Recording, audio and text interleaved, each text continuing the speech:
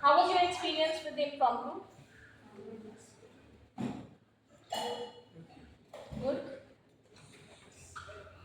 And I think a lot of good ideas have also been shared, which is a good part. Alright, so we have understood this. Now prepare the body. We have an opening, we have the body, and then the closing.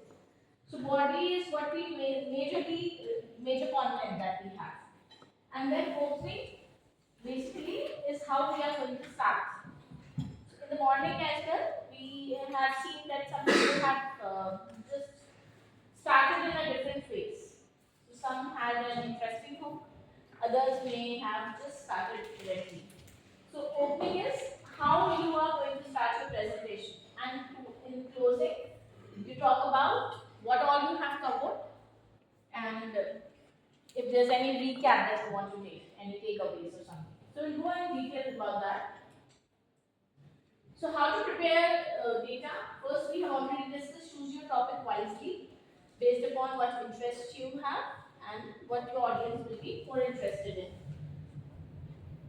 What you want to say and what they are interested in. So you have to find a common ground. So first of all, you will brainstorm. So if I ask you, how many of you have a clear picture about the life you want to create for yourselves? Please raise your hand. So out of 20, we have 2 hands raised. Right? So that means we don't have, others don't have a clear picture what kind of life we want to create. So when I was facing this problem, what I did, I brainstormed.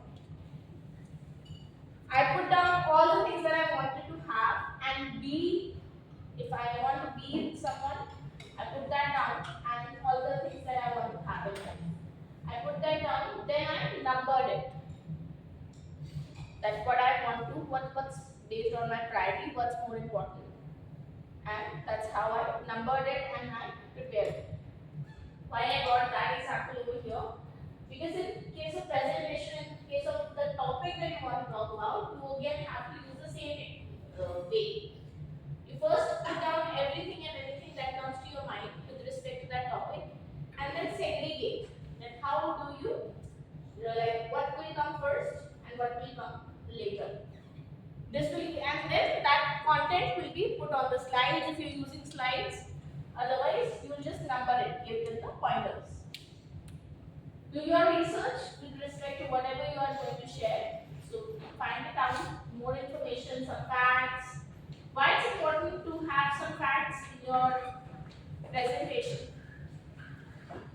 Makes the information more credible.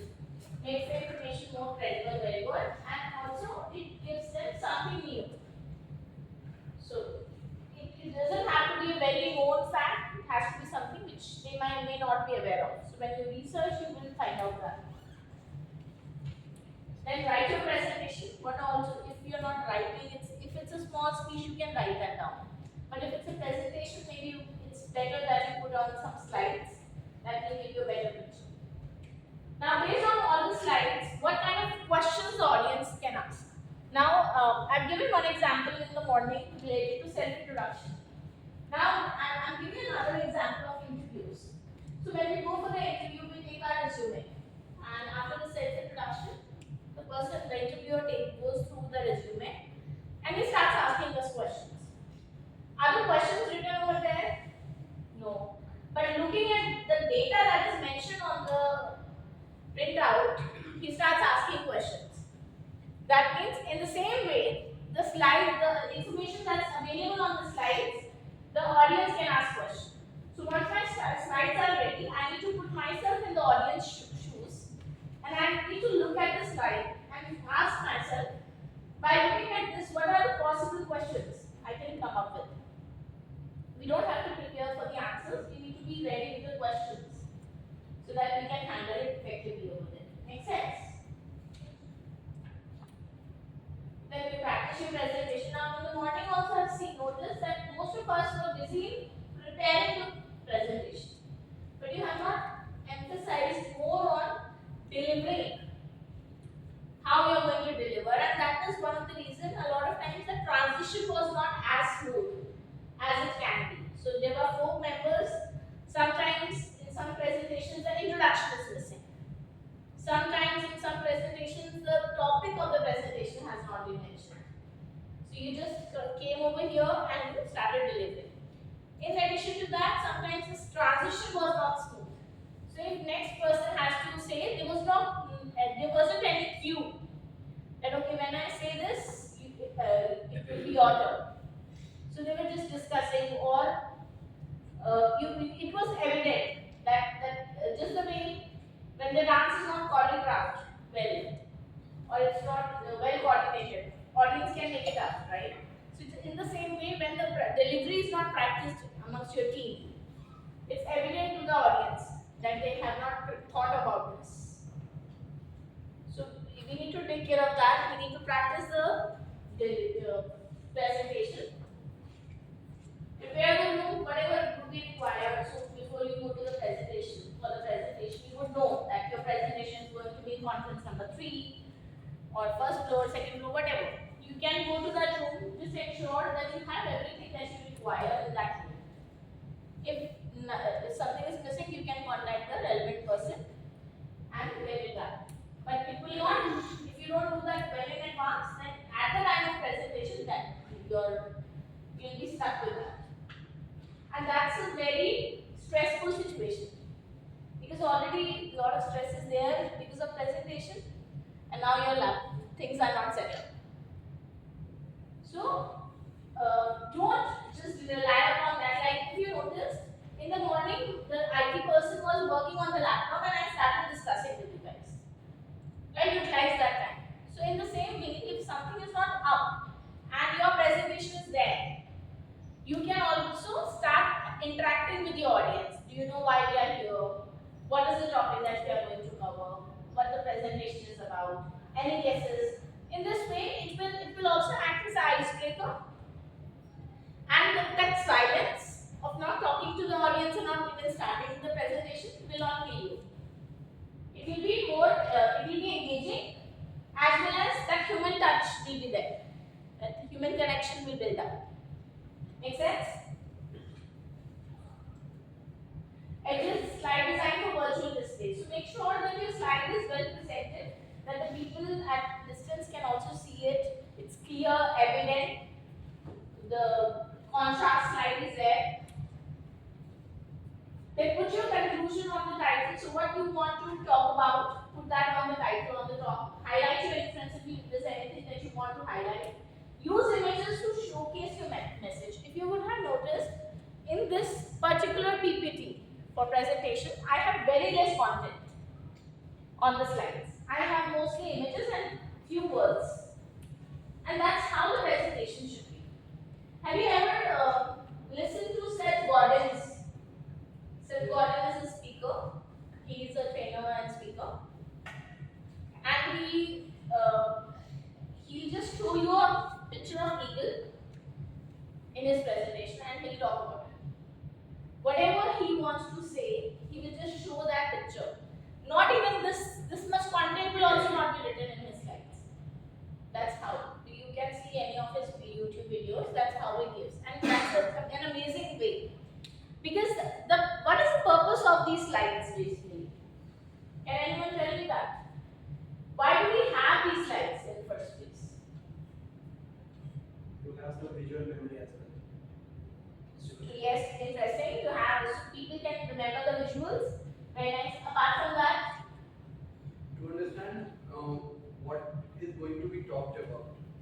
Like it sets the for context. the audience or for the For the audience, it sets the context. Even if you put just a picture over there, it sets the context. Very nice. Definitely, it sets the context. It gives you an idea that think about in this one space. Yes. I think it serves as a help for the speaker also. Exactly. It serves as a reminder that okay, so this slide I have to talk about this. Otherwise, if it's a long presentation or if you have multiple slides in a presentation, it will be very difficult for you to memorize and what's coming next. So it should act as a reminder. Though a lot of times people put so much content on the slide that audience end up reading that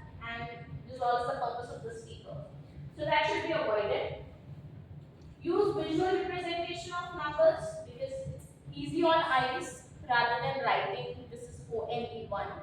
The visual representation of number is better. Present information stages. So I could have easily mentioned over here, practice the presentation, expect questions, all on the same slide with different pointers. Still, I prefer to do it this way. Why? Because it's easy and we can talk more about each by looking at the image. Then PowerPoint presentation tips.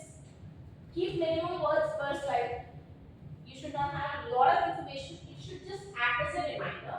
Use visuals for the audience so that they can take it home. Now, how is that? Can anyone tell me? Do you remember? Have you read the book 5 Point Someone? Yes. Do you remember exactly what happened on page number 57? No. But if I ask you in 3 years, what happened when they all 3 of them met on the terrace? Yes. You remember that clearly, right? Why? Because it was visually represented. And it was easy on eyes, easy for us to remember, will it? So use graphs with appropriate captions and titles. So again, easy for data presentation is easy on eyes. Less load on the memory. Use templates. So any standard template that you have in your organization, okay, also. Use light backgrounds. Again, easy on eyes. Anything you put on, any dark color you put on light background, it comes out nicely. Choose a font which is easy to read, like Arial, Calibri, Bugatti, whatever. It's easy to read. That's the main purpose of using a font and color. Use consistency. So it should not happen that one slide, in a couple of slides, your data is coming from the bottom animation. Then rest of the slide is coming from the top, flying in, floating out. That should not happen. Because why these animations are there? So that it becomes easy and it acts as a breather when we have 10 different ways. But too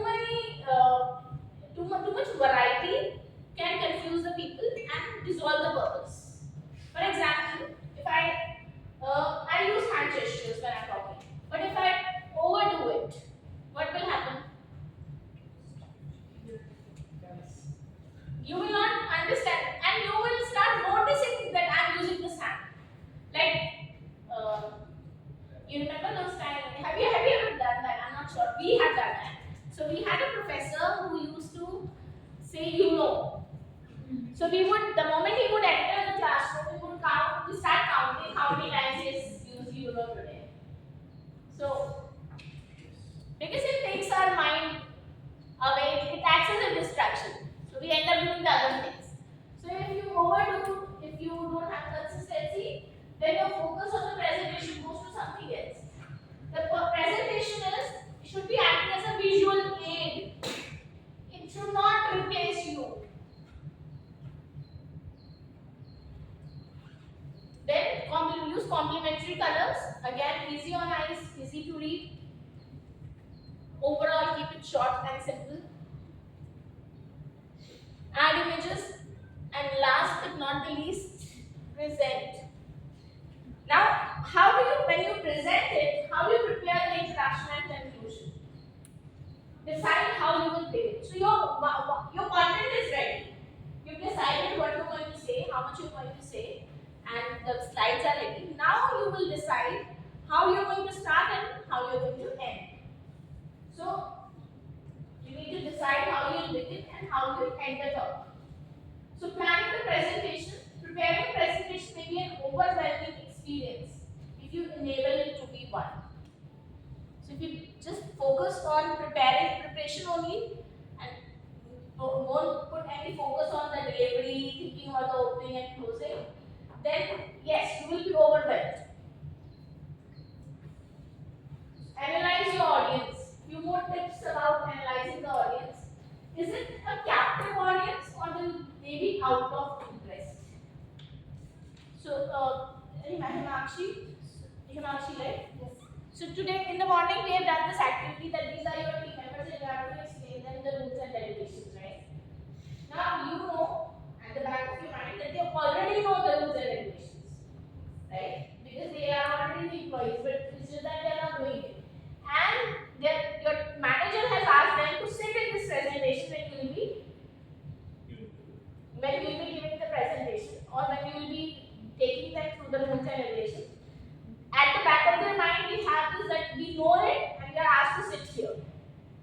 So they are out of interest sitting here, right? So do you think that much information will have any impact on how you will present? Yeah, maybe. Because if they have it in their mind that they already know it or they're not interested, so they will not listen to what I'm actually speaking about or what I'm going through. And no matter how great presentation you are making, right? So what can be different in that case, everyone? What can be different?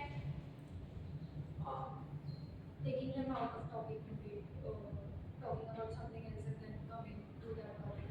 Maybe yes, very good example. Giving them a general idea, an anecdote, or an example which initially seems unrelatable, but eventually leads to that topic. So that can act as a good hook.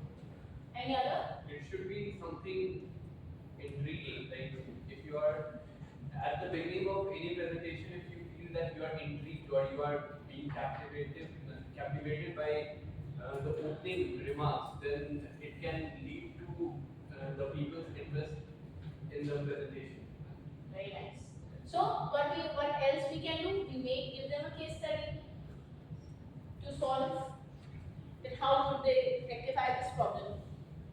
Because now they are already working on that problem, solving on respect to that.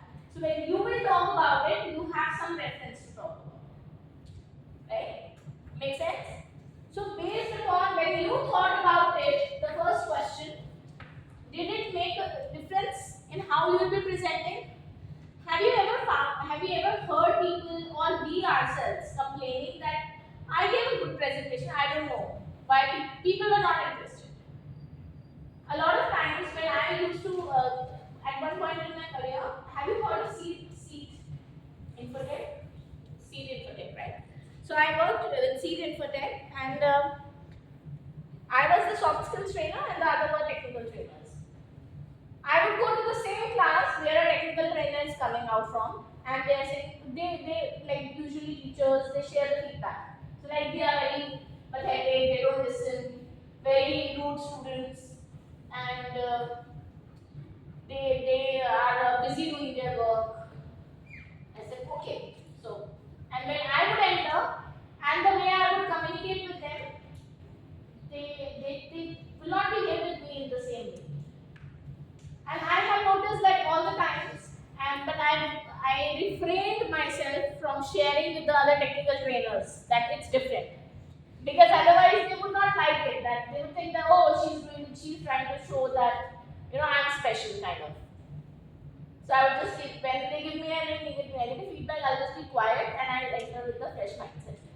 So what I'm trying to say is, we need to, based upon it totally depends upon the presenter. We are talking about adults and we are going to have some water. So we are talking about adults and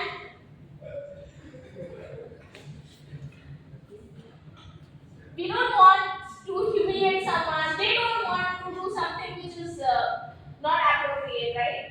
So, but the challenge becomes is we as a presenter, it's our responsibility that we need to engage them and make them a part of the presentation, involve them, help them participate. When they feel involved, no, they will not feel left out. Then they feel that they are connected, they are into it.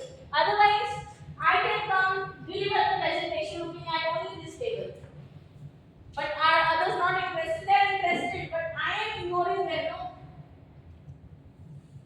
So it's when you think about that, then what kind of audience will it be? That the idea would be very interesting, would be very useful. Kind of your talk, your work hour or leisure hours. Is it after work? Your boss has asked you to give a presentation. Then what kind of mindset will they be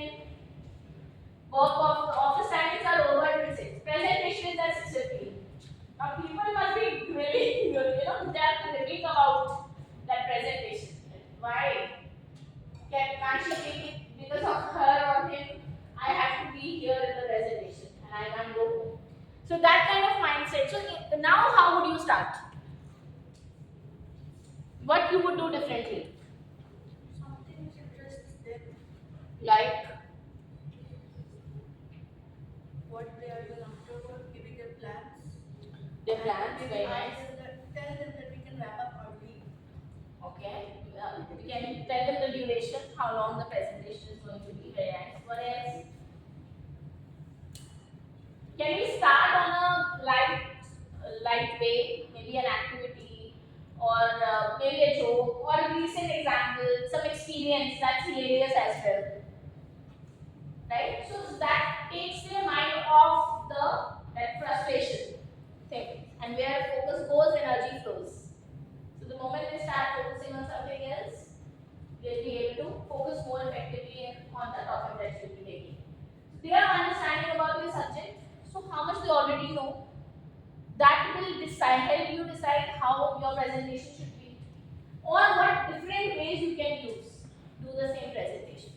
So rather than just taking them through the slides, maybe you can use an actual object and help them think differently, or start a discussion. Give them a case study, let them think about it. How would they solve that? A puzzle which is related to that. So is the subject part or their work part? So is it something which is important as well, related to their work? Your purpose of presentation, so why you are doing it, what you're doing. Use humor sparingly if unsure about how it will be perceived. So if you're not sure how people will take it, because again they are work friends. We need to be friendly with them, but they are not our friends. So then here so far, any questions? Alright. So now structuring your presentation. So we have three parts: introduction, body, and conclusion. So introduction is wherein you will be talking about if you are somebody, you will be introducing yourself depending on who are sitting over there. When you introduce yourself, then you talk about the time for how long the presentation is going to be. You will also talk about the topics, subtopics that you will be covering, your main topic and what agenda, basically. Agenda of your presentation. So what all things you will be covering. Then you also have to decide how you're going to begin the presentation. So what is that you are sharing? You are sharing a story, you are stating a fact. How is your opening? Then the next one is your body. Body is wherein you have the deep content. So you don't start with the heavy content. You start light. Then as you go further inside the topic, that's when you go intense. You become intense about it. Anand, are you with us? Okay. I have to check one person. I encourage him to doze off, I think. Did I? It was you only? Three did not work. It made you sleep. Okay. So body of the content. So main content that you are going to say. What all things, how long, how big the content should be, how detailed. Everything depends upon how much time you have and who are the audience and everything. Then the conclusion. So here you are giving a quick recap. Any questions? And if you require any details or some follow-up information from them, any feedback, or if you want them to reply, if it's a proposal or something, then you will share your email or contact details and everything. Make sense? So now organizing presentation material to suit your audience. So first of all, organize thoughts in a proper way. They should be able to make, your thoughts should be making sense. It should not that the last thing is coming first and the first thing is coming last. It should be a smooth sailing story. Yes, smooth sailing story, very nicely put. Use verbal signposting. Now when we go drive on the road, do we see there signposts at various places? Pune, these many kilometers, turn left, go straight, take a right turn. What is this? This is signpost. So when we are doing the presentation, so now we have covered this much. Now we are going to talk about this. So this statement is verbal signpost. If after I finish the presentation skills, I'll say, so in order to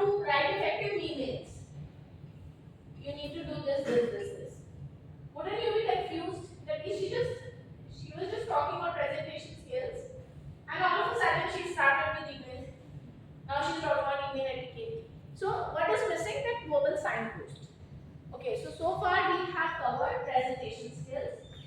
Now let's move on to the next topic, which is email etiquette. And when I give you that and then I start, then it makes sense. Otherwise you'll be confused, because when a presenter is talking, people who are visual aligned, they create images. Go on, use the phone. Why am I feeling that I'm still dealing with campus people? I'll see the notification. I'm checking. Avoid it, please. So use verbal signpost. Why? Because people who are visual. Now let me talk about this. Do you have any idea about visual, auditory, and kinesthetic? Have you heard VAK concept? V, A, and K. V means visual. The people who are visual, they remember things in terms of visuals. They can visualize. If they are not able to understand what you are saying, no? Try and draw a diagram. Show them the visual representation of the story. My daughter is visual. My elder daughter, she's 10 years old. She is a visual person. So 2 years back, I wanted to make her understand one thing, that she needs to be more focused with respect to her studies, and should not give much emphasis on what's going around, how people are behaving, reacting, not welcoming, whatever. I said focus on your studies, and when you want to go out, go and come back. So I kept on repetitively saying these things to her, but she was not able to understand. So one day I created a story. She has a whiteboard too, and I ended up doing trainings at home as well. You know, a trainer can't help it out. So I've drawn like there's a house, then there's a person, Tom. We have 3 characters, Suma, and then Ria. And this person always, whenever Tom calls, this person always picks up the call, always go out and play. But Ria is very particular. She finishes her task and then she goes. So the story telling happened 2 years back, but till today, if whenever I'm having any discussion with her, she always comes up with, I don't want to be like Suma, I want to be a Ria. So she clearly understands it. Why? Because she was visual. She is visual, and when I explained her using the visuals, it stayed in her mind forever. So in the same way, in our audience, we may have some visual people, visual learners who learn with the use of visuals. So when you show them something on the screen, you get a paper, you show them on the chart paper. So all the people who are visual, they can quickly learn from that. In the same way, there are auditory people. And of all the people in the world, we have almost 60% people who are visual. So majorly people are visual. Auditory people are the ones who learn by hearing. So is there anyone who learns or who understands the concept or whatever it is when they listen to the podcast or listen to the video or audio? They can understand. And is there anyone like that? Please raise your hand. Okay. Raise your hand high. What's your problem? Hi. Okay. Okay. So is there anyone who ought to have or to see a video? Then only he will understand. So if somebody verbally tells you, you know what I understand. So maybe you are more of a visual person who wants to see how things are done. And the auditory people can learn very well by listening, by repetitive instructions. So if in audience you have somebody who is an auditory learner, then when you talk about a concept a couple of times, that person will retain it for more time. Make sense? The third kind of learner is the kinesthetic learner. Kinesthetic learn by touch or feel emotions. These people are usually, there are sometimes some people you interact with who look like this, who while they're talking, it's not like they don't have eye contact skills, but while interacting, they prefer to look like this and they have a slowness in the voice. So these people may be kinesthetic learners. Slowness as in they talk a little slowly, they take time. Then kinesthetic learners learn by emotions when you share stories, when you share an anecdote, some emotional connect, or some object that you are doing. So they can you got a prototype or you got a CD and you circulate it, and they also get to see it, touch it. They'll be able to understand and remember more like that. So, or when we do these activities. So, why when we have these trainings, no, our trainings are a mix of things for all kinds of learners. We repeat things a lot of times. We practice, we deliver, we do the activities. So, wherein you actually, when we do the case studies, you actually think, feel things, and then you do it. So, for adult learners, it's said that it should be a mix of activities for all kinds of learners. Make sense? Any questions? Verbal comes under which category? Verbal Verbal? comes from like reading. Reading, like now reading can be, there are few people who read loudly or who talk to themselves in a loud voice. Like I may talk to myself in a quiet voice, like internal talking. There may be some people who talk little, they murmur. Have you observed that? They keep on talking to themselves. So these people are auditory because they ought to hear that voice. Make sense? Now, saying that doesn't mean that if you're a visual, you cannot learn by auditory things. Like I'm a visual person, but still I listen to audiobooks, and I am able to retain them, the important concept. But if there's an important concept, I may prefer to watch that concept on a visual, not the whole book, but that particular visual. If there's anything I want to retain for a long time. Make sense? So, ask questions to keep them interested. Conversation, when the conversation goes on, people talk, that monotony breaks. Language should be simple, clear, short, and jargon-free. Now, what is the jargon? Some set of rules. Set of words that we use in specific industry. So, if let's say you are a cross-functional collaboration or it's a meeting, IT people are meeting the finance people. So, if IT people are using some terminologies which are common in their department, but if finance person is not aware of that and is using that in the presentation, first of all, you should avoid using it. Second, if you're using it, make sure you give a simpler meaning also.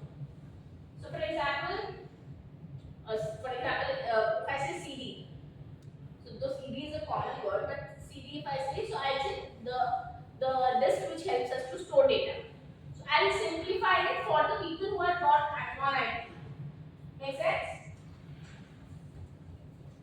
Then we are talking about the tips to start an excellent beginning. Are we following so far? Okay.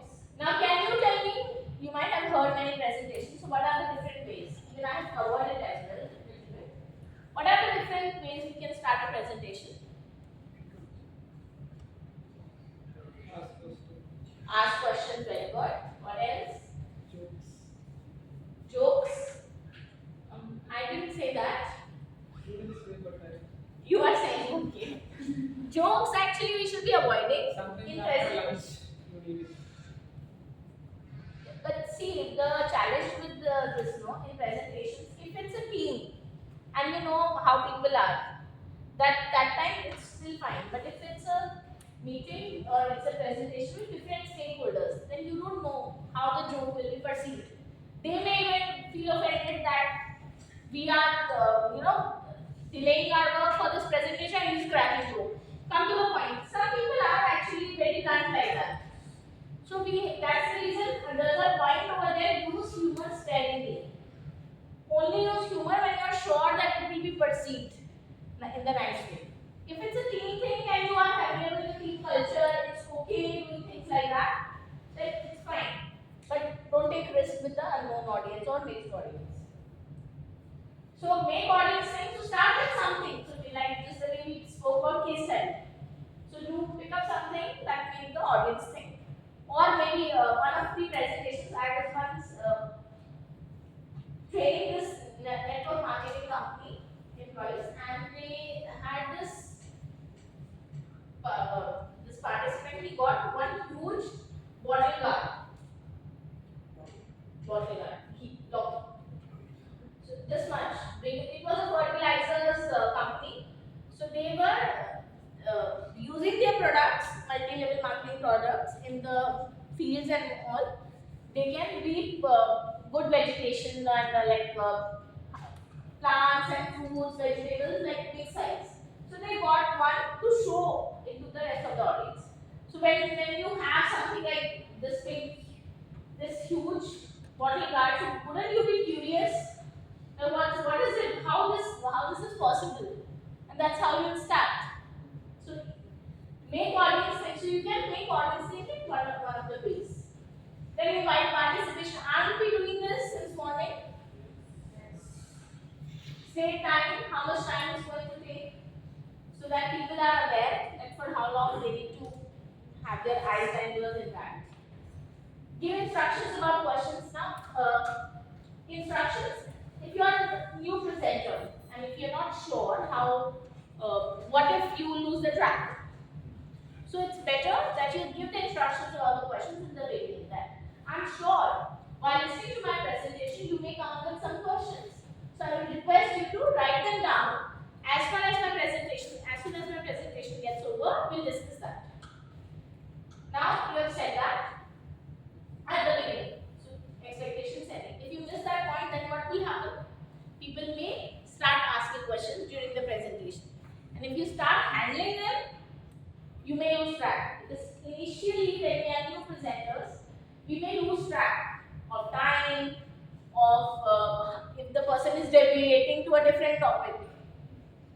We don't know how to bring him back. So a lot of things get jumbled, so the best phase is. Now, another situation can be, you have given instruction about questions, but what's your name here? Sukta. Now Sukta is very curious. So I am giving presentation. Now Sukta is very curious. So she is about to, I can see her body language that she is about to ask a question. That happens, no? Even if when we are told that we should not be asking questions, we have, and all of a sudden we start asking. So I can see, I notice her that she's about to ask a question. So I would not tell her specifically, I will reinstate the expectation. I know, I can feel that at this point you may have some questions. So I will request you to write them down so that once my presentation gets over, we'll discuss them. Make sense? Because if you handle that question, maybe Anushka will also raise hand. Anushka, right? Anushka will also raise hand. And if I don't entertain her question, then she may feel bad. But she answered her question, why not mine? So the best way is, don't take somebody's name, just reinstate that, as I told you initially, please write down your question so we'll get back to them. We'll discuss that at the end. And then welcome the audience. Why it's important to welcome the audience? Thank you for being here. Thank you for being a part of this training. Why? Because if it's not this training, they might be doing something else. So if you are not in this campus to corporate training, you might be doing your task at office, but you have taken out time, prioritize this training and come to this training. So we are thanking you for that. Make sense? Opportunity to reinforce or correct your audience assessment. So in the morning, we had that discussion, initial discussion, and asked you why you are here. And fortunately, you all said the same thing, campus to corporate, and few pointers that what we'll be covering here. But if you would have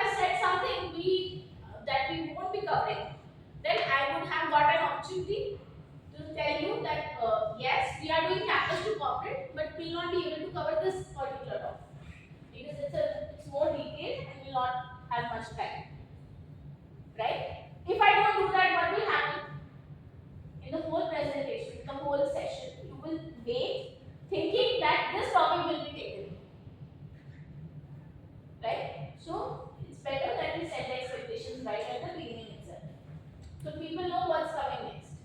And then introduce your subject. So why should they learn? Why should they listen? So when I asked you this question, why presentation skills? Why presentation skills in manufacturing industry? What did I do? I did this. And then you came up with ideas, right? Because it will help us in this, it will help us with the peers. So those 2 slides, when I had those 3 questions, you remember? 3 questions about how will we improve, how my presentation skills will improve my clients and contracts things. So that is what, why should they listen? When we discuss that, you got a clarity that how this presentation skill will help me.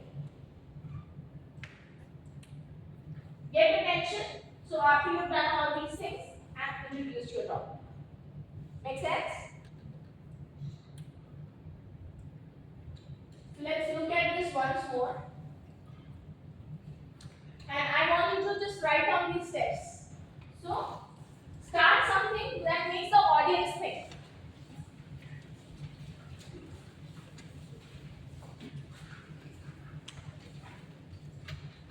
Just write the introduction, write the beginning of presentation. And under that, write these points. Make audience think.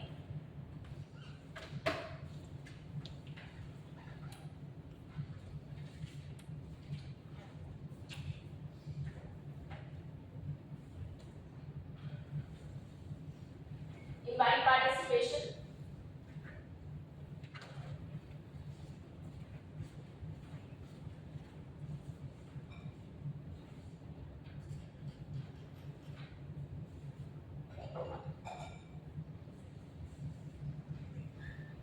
Take time.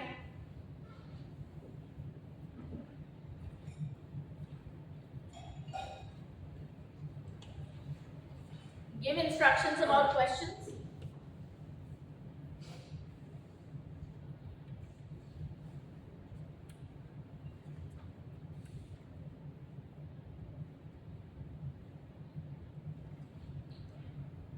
Welcome the audience. So what you would say, I thank you for being here. I thank you for being here in this presentation. I understand you may have a lot of other things to do, and still you prioritize this presentation. Came here, you have come here to listen to me. I respect that. Thank you very much for that. This simple statement, what it does is it gives the audience that understanding that you as a presenter value them, value their time, and you know how it's good. Even though you may feel that you are not doing a favor to them, it's not a favor. It's just a consideration that you could have done something else, but you chose to be here and then this presentation. Because again, we are talking about adults. We are not talking about school or college kids who we can force to be in a session. Opportunity to reinforce. In school and college, what used to happen? If you miss this session, your marks will be deducted. Your attendance will not be counted. All these things are there, right? Project won't be considered. So we can force, but here in corporate world, we cannot do that. And people can make an excuse and go, but still they did not do that and attended the presentation. You are thanking them for that. Opportunity to reinforce. So here we are setting them their expectations right. So what they should be expecting from the session. Then introduce your subject and why they should listen. Why should they listen? What's in it for me? Because we are again talking about adults, and we don't, being adults, we don't sit in a session, we don't listen to anyone if we don't think that he or she has anything valuable. We are social media people. 5 seconds did not make me laugh, switch. Next. Right?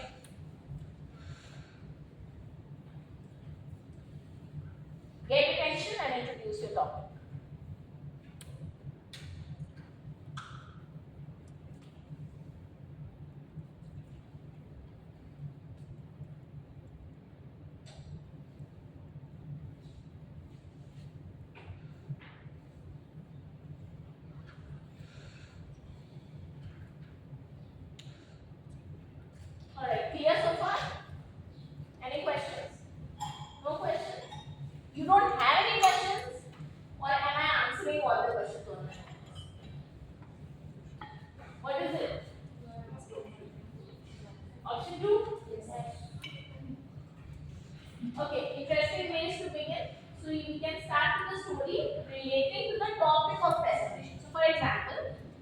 we have taken Himakshi's example.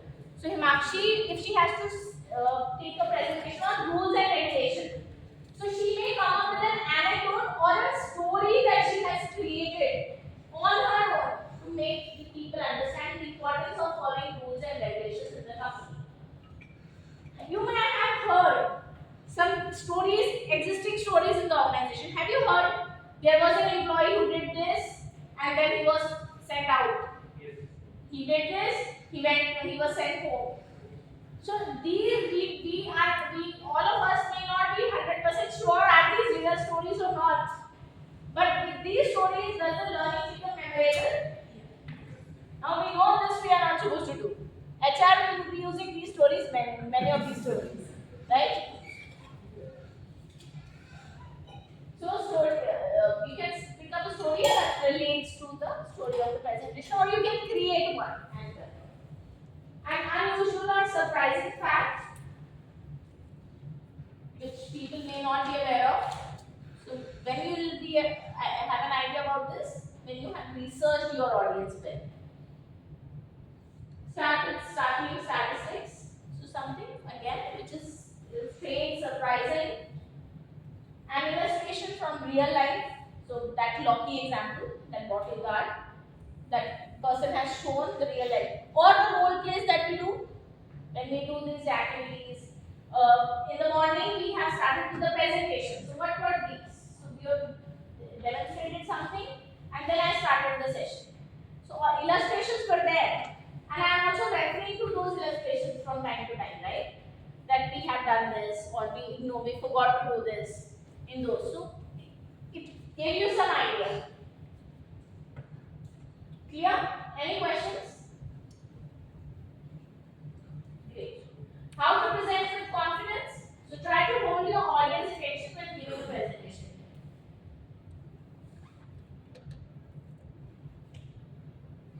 Not like this. You can use body language to present here. One person is reading the book, the slide is full of content, and Bill is asleep. Though I think he was also asleep, but I did not make that effort. I am trying my level best to be on toes.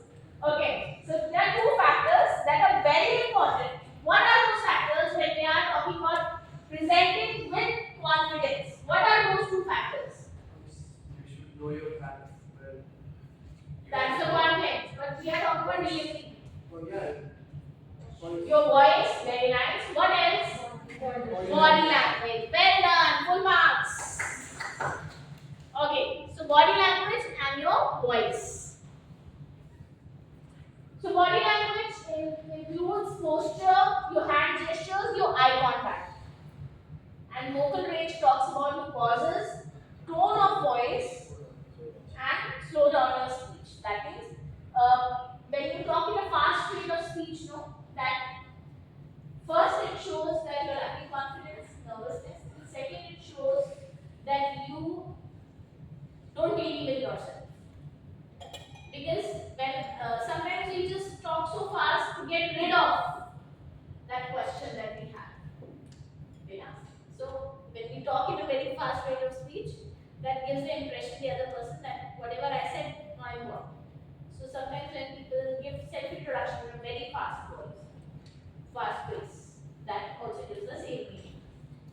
Alright, so now I will play this thing. I'll start the video of body language. I'll demonstrate that. So first of all, whenever you're giving a presentation, you're sitting in an open body language. I'll just grab my chair.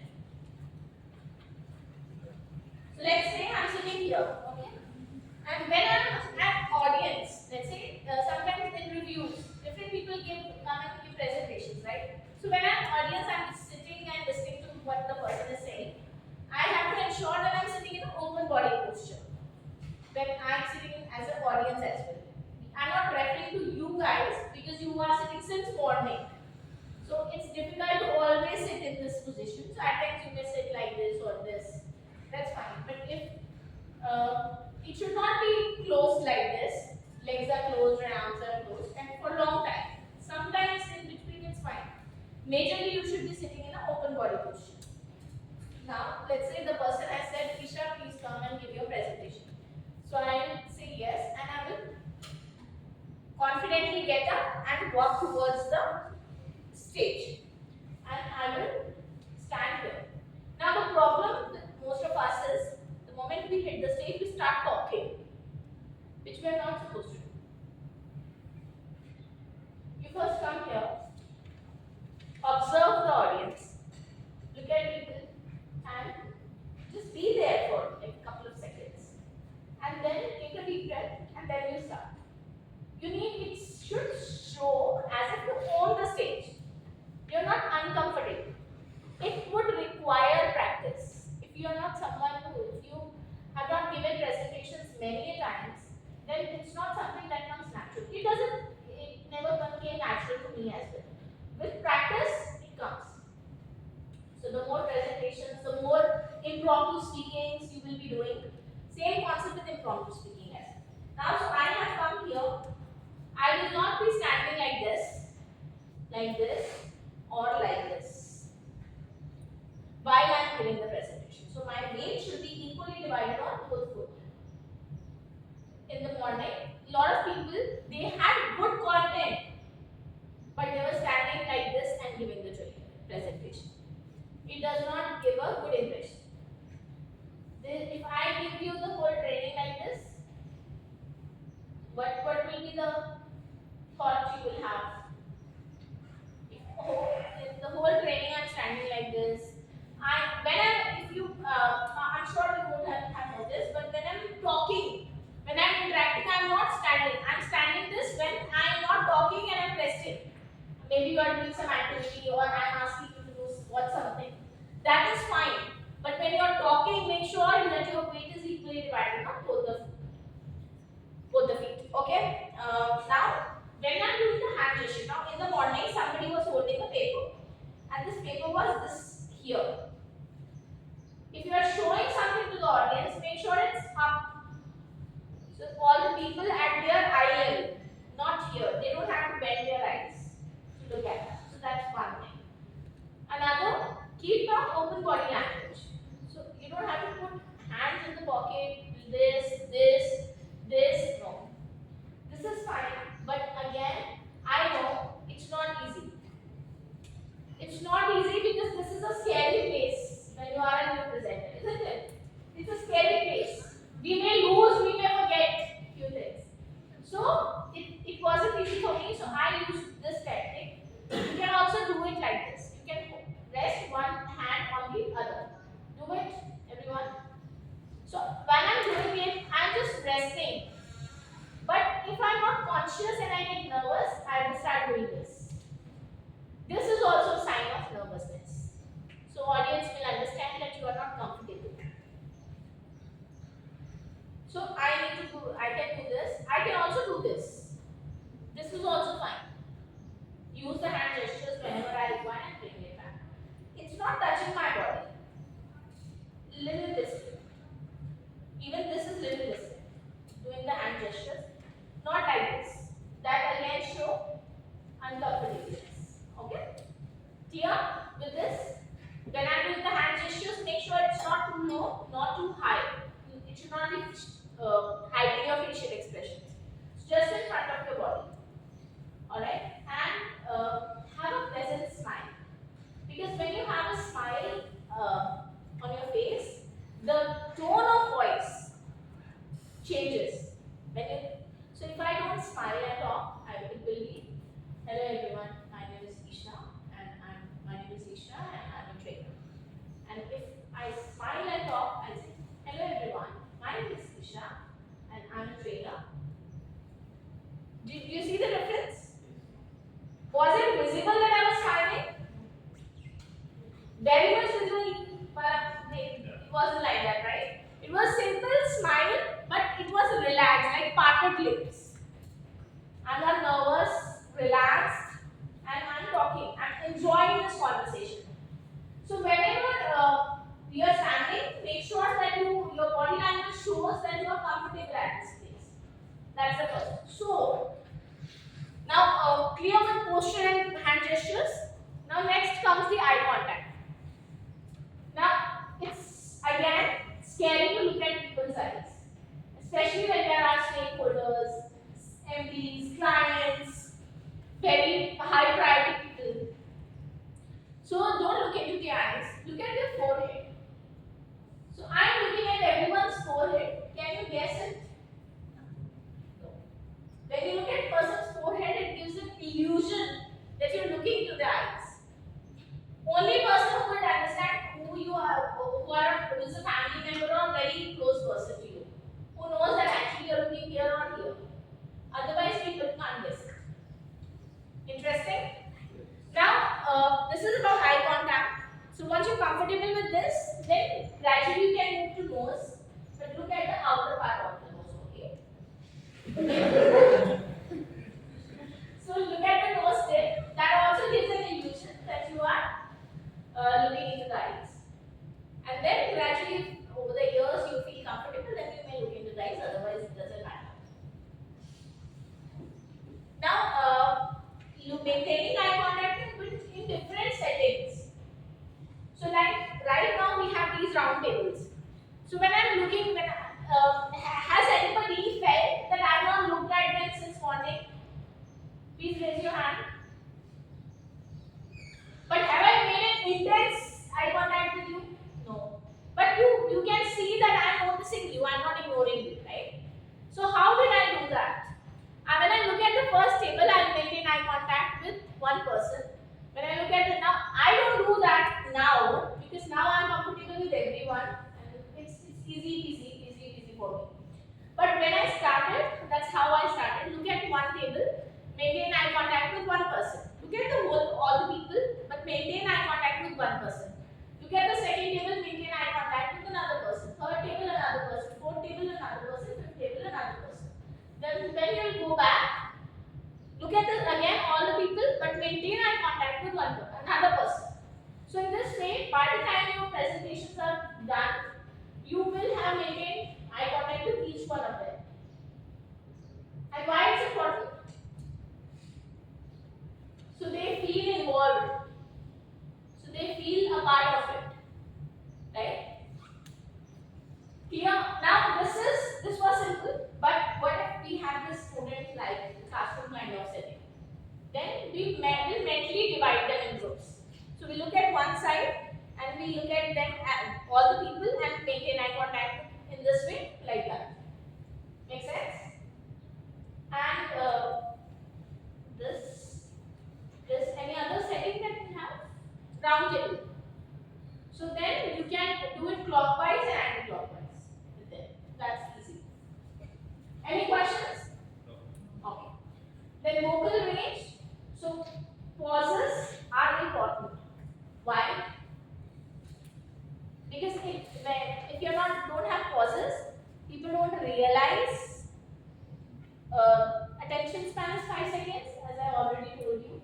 So if you're continuously talking, they may lose track of what they are saying and it becomes very heavy.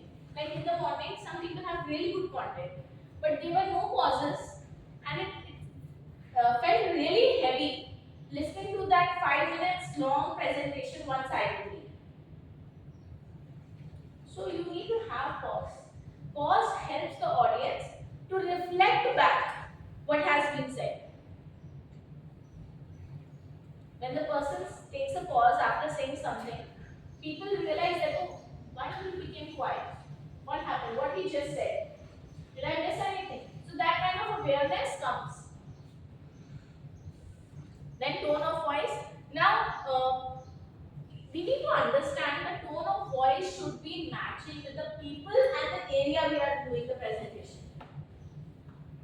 If my natural voice is loud, then I need to consciously lower that.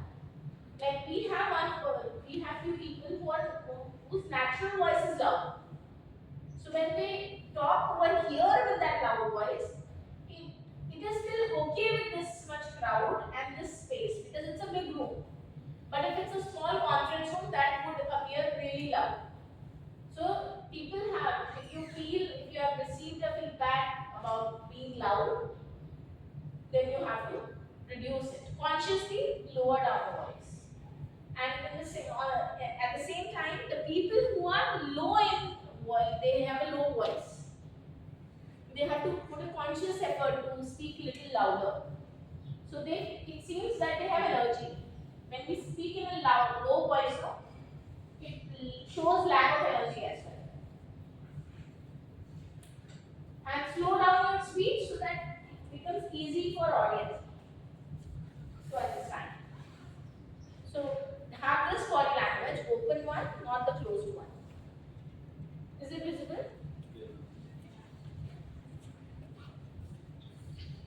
Maintain eye contact, walk it. So I've covered this earlier as well. Then don't go till the end, just go halfway so that audience don't have to turn completely to look at you, because that's very inconvenient. Vary your gestures. So don't do the same gesture. You know example you remember. So in the same way you do the same gesture again and again, people end up counting and they become distracted. So vary your gestures, what exactly you want to say. Based upon that, your hand gestures, your body language should complement what you are saying in words. But if they are not clear, if you are confused, then audience will be confused.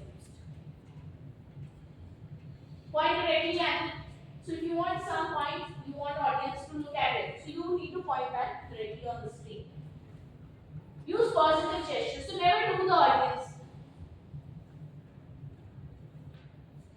Don't do that. Always have open palm gestures. Would you please say that? Would you please repeat it? Please have a seat. And only when you should be using this hand gesture is when you want them to sink in the information. So take it as it is. Take it as deeply inside. Make sense? Otherwise, you will not be using this one, the hand gesture. Pause, breathe slowly. A wonderful tactic for presentation skills. When you breathe deeply, it relaxes your muscles and makes you comfortable. Any question? Okay. Voice, pitch, pace, match it based upon what content you are sharing with the participants. So it's okay, you remember? Coming back to Sanjeev Kumar's video. How he was talking very politely, how he started the conversation with Doodwala, then initially, and then how his tone of voice changed when he wanted to tell him, "Pagal hai kya? Mere paas aana chahiye tha."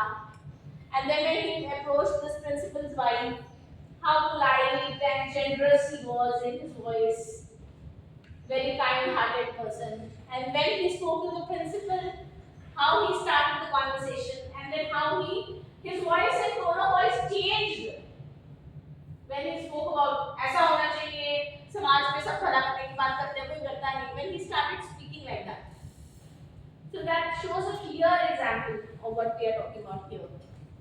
That what you want to deliver, what you intend to deliver, based upon that you'll be deciding all these things. Make sense?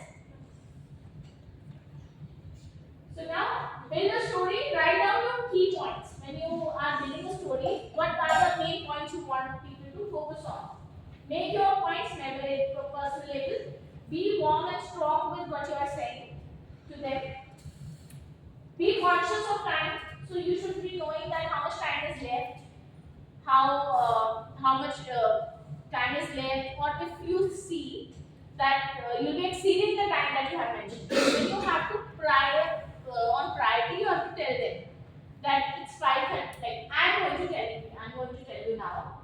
It's 5:30 and we are going to extend our presentation for another 15 minutes. So I would request you to hold on to your seats, and then we have the evening snacks at 5:45. Alright? So that people don't get restless that oh, it's 5:30 over, we should be going out, session should get over, all those things should not. So I have demonstrated that you should be doing, but in a more polite and serious way. So be conscious of time, avoid being rigid, be flexible. So it's not that if you have to start this, we'll do it like that. At times you have to change your plans as well, depending on the situation.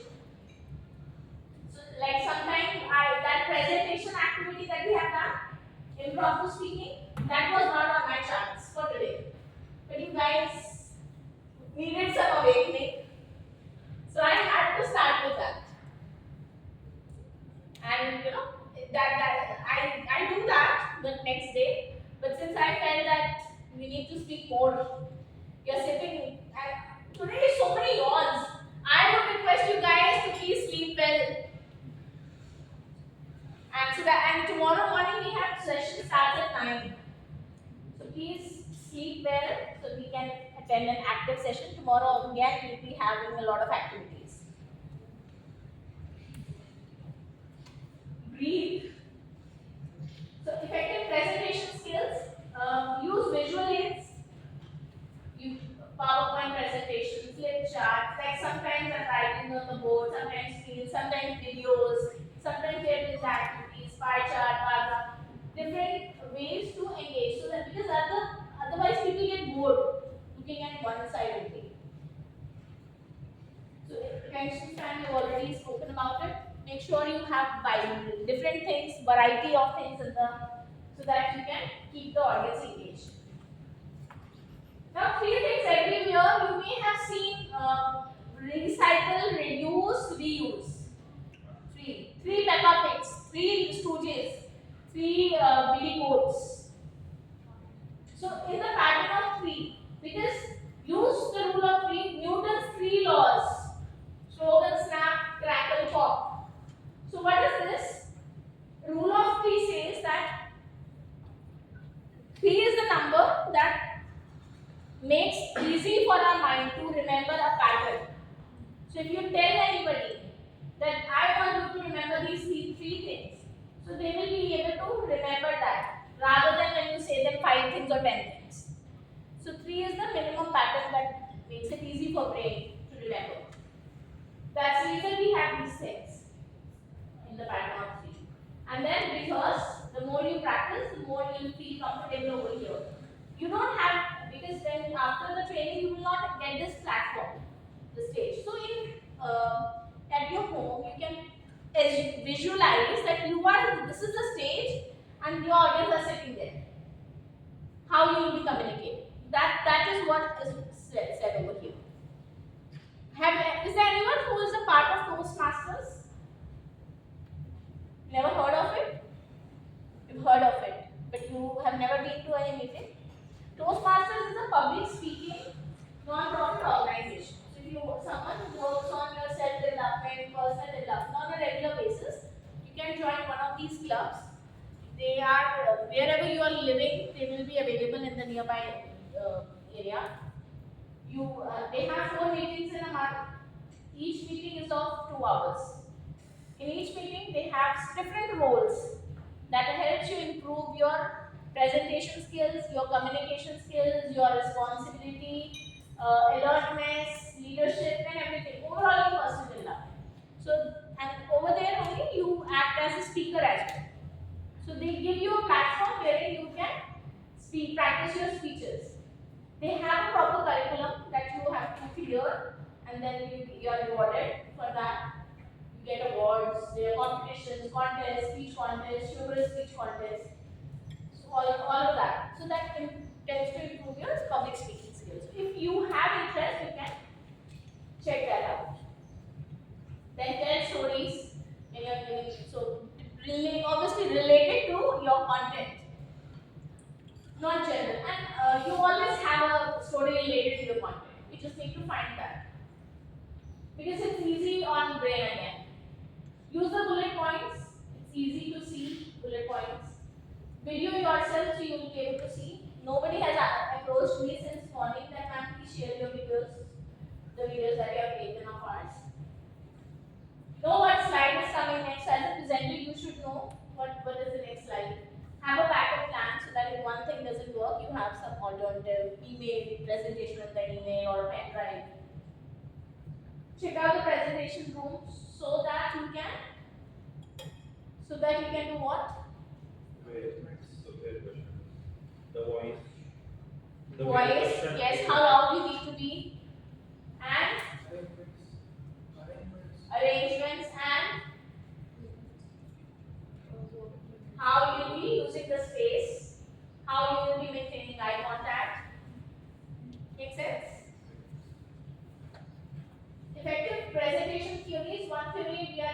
about here. We are not going detail in all the theories. Iceberg theory talks about at the beginning it's very less, and as you go deeper in the topic, it gets intense. So make one idea per slide so that it's easy on eyes and brain. Construct a story around it so people understand. So a lot of examples, anecdotes. Create characters. So you need to see that if you are creating a story, then how your character looks like. What kind of person, disciplined person. So let's say once there was a person who was working on the first floor. He was a tall build and had tattoos all over his body. Nobody knew that he has so many tattoos on his body. And one day, accidentally, the manager saw him on the in the mall where he was wearing a half-sleeve t-shirt, and it was evident that this person is likes to get his body tattooed. And then next day, that was the first time the person noticed that. And then what I'm trying to do is I'm trying to build up a story. So based on what kind of story you want, how your character looks like, you need to decide. Make sense? So create your own story. So now this is an activity which will act as a homework for you. Take a picture of this. Listen to my instructions clearly because I don't want any confusion. This is a big picture. Many characters are there. Lot of artifacts are there. I am not telling you this or that. You can pick any character and create a story around that person.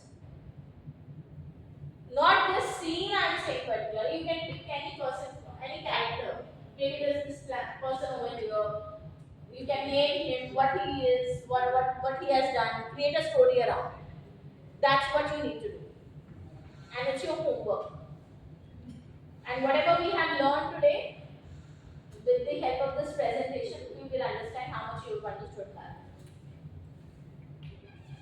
So cognitive load theory is, I've been talking about light on mind since morning, right? That it doesn't become heavy on mind, on brain. I've said that many times, right? So what does that mean? Right now when you're listening to me, two memories are working. One is your conscious memory that is making you alert that what's happening and you're processing everything that you're seeing. And the other one is the subconscious, unconscious memory, right? That's relating all the memories when you listen to any story, anything I'm sharing. You creating images, all that. That's happening because of the subconscious memory. So cognitive load theory basically talks about creating the presentation in such a way that the load on the conscious memory is less. People don't have to read or it's unclear, so you have to focus a lot. But the pictures in the presentation were big. So by looking at the picture, you could understand. So it's light. You did not have to put much effort. So that's what I want to emphasize here. That cognitive load theory means as a presenter, you need to put less pressure on the audience brain by using simple images, which is easy to interpret with little context. So how to prepare for occasion? Remember how much time that you reach the place before time. You prepare the presentation in such a way that it doesn't exceed the time. It should not happen that it's a 15 minutes presentation and you prepared 1 hour presentation. So that should not happen. How it will be avoided? When you do rehearsal, when you video yourself, and when you are delivering, how much time you are taking. So then, as I was telling you about Toastmasters, I have been a member of Toastmasters for 2 years and I have won some contest as well over there as a public speaker. Why I am saying that? Because over there you have particular time for a speech. So 5 to 7 minutes only. Within that time your speech should get over and 30 seconds grace period give. So whenever I used to write my speech, and I used to deliver and practice, it would end up for 10 to 12 hours. Then after rewriting the speech and reducing it, it would fit in that time of 5 to 7 minutes. So it's not one time task, it takes effort to reduce the content. So recollect, and then as you practice and give more presentations, you would understand that where you are going wrong. So recollect from your past and work on your areas of improvement. Record your presentation and prepare accordingly. So every time now when you start presentations, you will be getting a lot of feedback from me. Directly targeted to you or indirectly, I'm sharing a lot of things that what I have observed, right? So you'll be getting a lot of feedback. But when you start practicing and delivering, don't put all the feedback or don't expect all the improvements in you. Set smart goals. So maybe for this presentation, I'll work on eye contact. For this presentation, I'll work on this particular area. Because all of you are not wrong or doing it wrong in all the things that we have discussed. Some people have some strengths and some weaknesses. So you need to identify what is your weakness and how you can work on that. Be on time, present yourself appropriately. We'll talk about this more in tomorrow's session when we talk about grooming. So be yourself, have a winning smile. Don't be a dull presenter. Be like this. Be open and confident.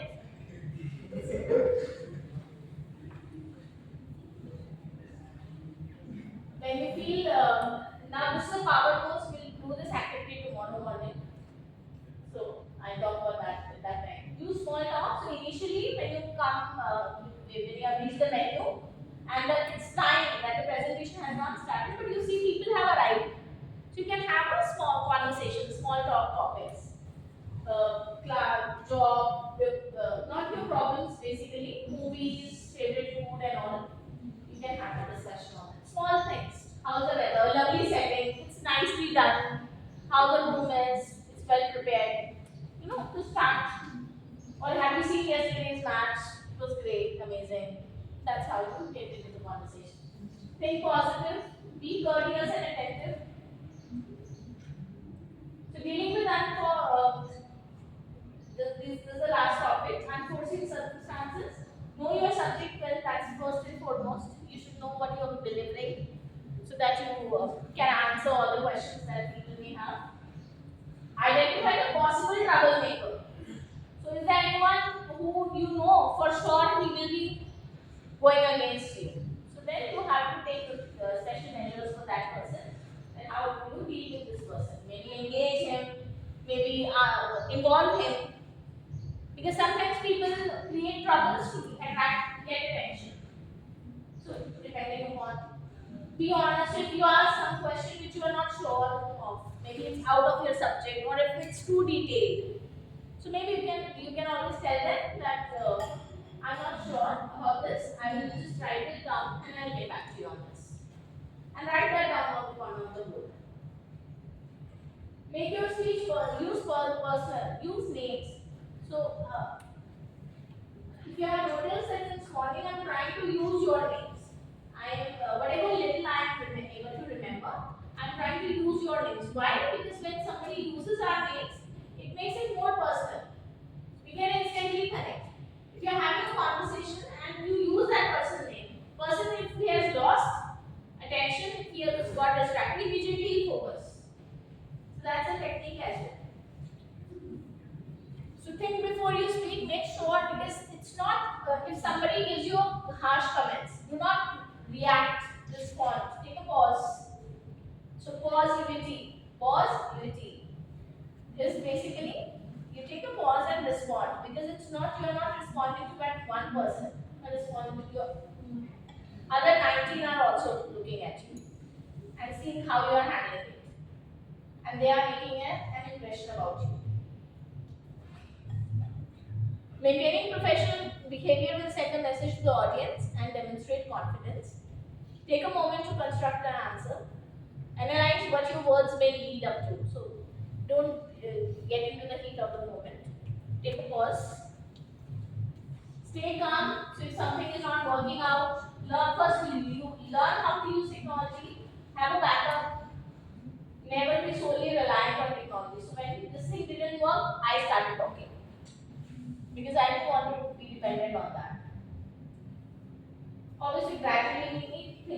up and running.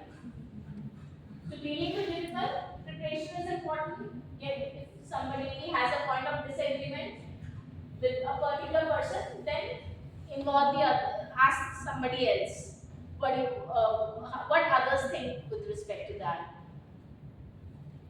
Get back to them if you're not sure about any answers. Say them, we'll get back to you. Agree to discuss after the presentation and involve them.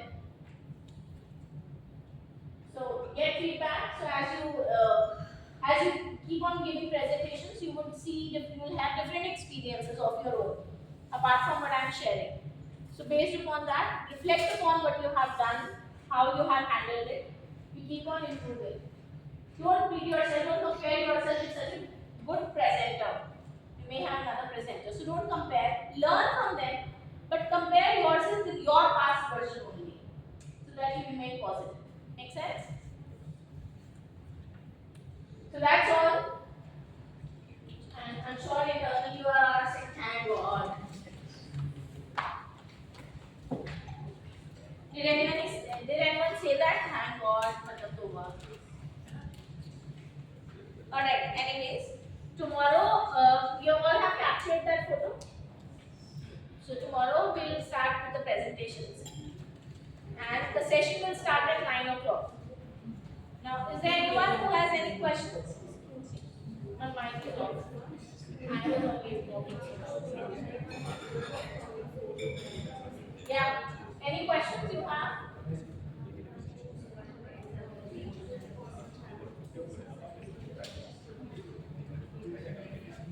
Okay.